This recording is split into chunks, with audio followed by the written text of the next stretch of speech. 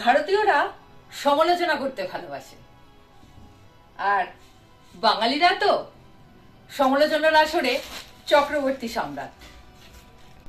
অনেকেই আমাকে বক্রভাবে বলেন, আপনি তো রান্না করেন, আপনি এসব কি বুঝবেন? যিনি বা যারা বলেন বাড়ির বৈঠকখানা থেকে পাড়ার মোড়ের চায়ের দোকান পর্যন্তই তাদের তো এটাই প্রধান উপজীব্য। আগে পাড়ার চায়ের দোকানে বসে যারা সব জানতা সেজে রাজা উজির বধ করত, তারা গুগল নামক একটা ফ্যাক্ট চেকার এসে যাওয়ার পর ফেসবুক, ইউটিউব, ইনস্টাগ্রামে বেনামে কমেন্ট করে নিজেদের অসীম ঔদ্ধত্য আর অতুল অজ্ঞতা জানান দিতে ভালোবাসে। মোদ্দা কথা, চোখ কান খোলা রাখলে আপনিও অনেক কিছু জানতে বুঝতে পারবেন। বিশেষজ্ঞ হবার দরকার নেই। দৈনন্দিন জীবনে কাজ চালাতে গেলে অনেক কিছুই জানা বোঝা দরকার। যেমন সোনার দাম হঠাৎ কেন মাত্র 2 মাসেই দ্বিগুণ হয়ে গেল, এটা নিয়ে নানা জন নানা মত দিচ্ছেন, কেউ কারোর সঙ্গে একমত নয়। কিন্তু একটা বিষয়ে সবাই প্রায় একমত, সোনার দামের পতন। সবাই মানে সব মিডিয়া। আমরা তো আর রোজ রোজ সোনার দোকানে ঢু মারি না। মিডিয়া মানে খবরের কাগজ, টিভি, ইলেকট্রনিক মিডিয়া থেকেই জানতে পারি। সোনার দাম বাড়ার সময় সব মিডিয়া খবরটা দেয়, কিন্তু তাদের অনুচ্চারিত উল্লাসটা বোঝা যায় ঠিকই। সোনার দাম বাড়লে মিডিয়ার উল্লেসিত হওয়ার কারণটা ঠিক বুঝি না। সোনার দাম বাড়লে আরো বড় বড় বিজ্ঞাপন পাবে, মানে মোটা অঙ্কের বিজ্ঞাপন পাবে, এই আশায় কি? কিন্তু সোনার দাম পড়লে সব মিডিয়া প্রায় মরা কান্না জুড়ে দেয়।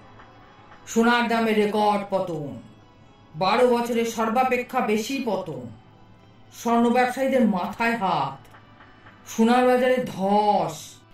মিডিয়ার সঙ্গে স্বর্ণ ব্যবসায়ীদের কমিশনের কতটা লেনদেন আছে সেটা এখনো প্রকাশ্যে আসেনি, কিন্তু কিছু একটা ব্যাপার আছে। কোনো কোনো মিডিয়া আবার রানিং কমেন্ট্রি করছে, সংবাদ পরিবেশন করে, আজ সোনার দাম সর্বনিম্ন, আজই না কিনলে পস্তাবেন, এই রকম সব ভাষায় বড় বড় হেডলাইন। এবারের কথাই ধরা যাক। একদিন সংবাদ এলো গত 1 সপ্তাহে 70,500 টাকা সোনার দামে পতন। এটা সর্বকালীন রেকর্ড।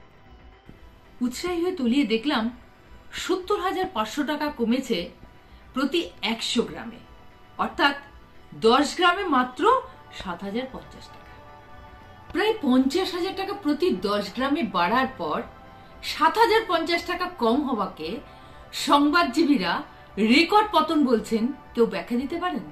আবার বাড়ার সময় সব দোকানে সর্বত্র একই সঙ্গে বাড়ে, কমার সময় বিভিন্ন দোকানে গেলে বিভিন্ন চিত্র। আমাদের বোম্বাই সোনা তাই দাম বেশি, দুবাই সোনা হলে দাম কম হতো। আমরা সোনাকে সোনা দিয়েই জুড়ি, আমাদের খাতপান কম।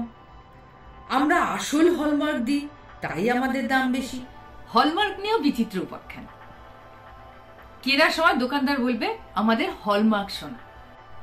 ভারতবর্ষে যেখানে বিক্রি বা বদল করতে যাবেন, সেদিনে যা দর থাকবে সেই মূল্য পাবেন যতটা পরিমাণ বা যতটা ওজনের সোনা আপনার কাছে থাকবে। যেটা বলে না সেটা হলো ইতি গজব বলার মতন করে নিম্ন আওয়াজে আমাদের দোকান। মানে আপনি এ কোম্পানির দোকান থেকে কিনা হলমার্ক সোনার গয়নার সর্বত্র একই দাম পাবেন না। ভারতবর্ষের যে শহরে ওই এ কোম্পানি সোনার দোকান থাকবে সেখানে শুধুমাত্র পাবেন। এটা অবশ্য পরীক্ষা করে দেখা হয়নি। বেচবার সময় এটা মার্কেটিং জাতীয় কথা নাকি সত্যি কথা।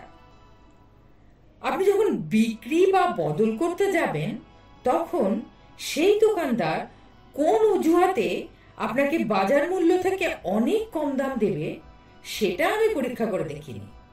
আপনারা যদি কেউ করে থাকেন তাহলে প্লিজ কমেন্ট করে জানাবেন।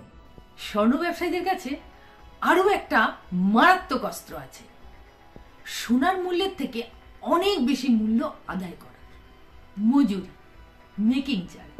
উরি বাস, সোনার দামের 1/4 মজুরি বা মেকিং চার্জ, তার সঙ্গে জিএসটি মিশে প্রায় 1/3 আপনাকে অতিরিক্ত দিতে হবে।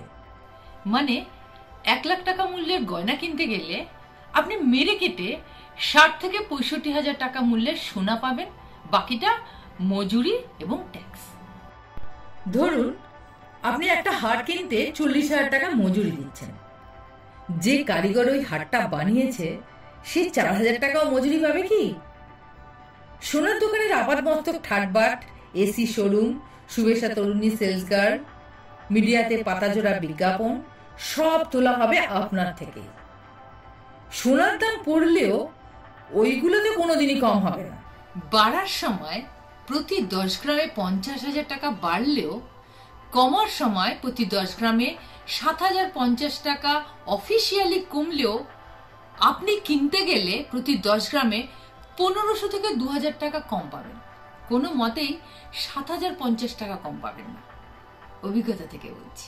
আমরা মধ্যবিত্ত, নিম্ন মধ্যবিত্ত মানুষরা যতই সচেতন ক্রেতা হই না কেন, সোনার গয়নার বাজারে অসহায়। গয়নার দোকানদার যাই দাবি করুক না কেন, মেনে নেওয়া ছাড়া উপায় নেই।